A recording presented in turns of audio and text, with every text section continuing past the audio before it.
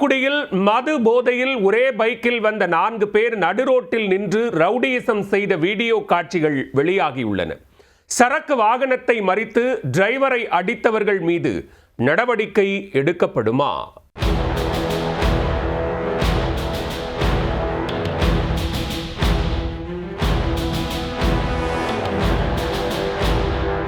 தூத்துக்குடி மாவட்டம் சிலுவைப்பட்டி மெயின் ரோட்டில் மது போதையில் 4 இளைஞர்கள் ஒரே பைக்கில் வந்துள்ளனர்.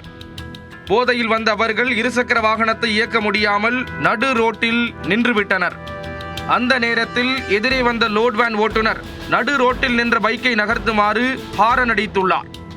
இதில் ஆத்திரமடைந்த போதை ஆசாமிகள் 4 பேரும் வேனின் கதவை திறந்து டிரைவரை கடுமையாக தாக்கி உள்ளனர்.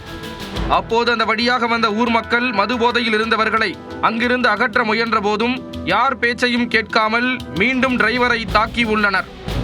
பின்னர் அவ்வழியாக சென்ற அப்பகுதி மக்கள் போதையில் இருந்தவர்களை சமரசம் செய்து அனுப்பி வைத்தனர்.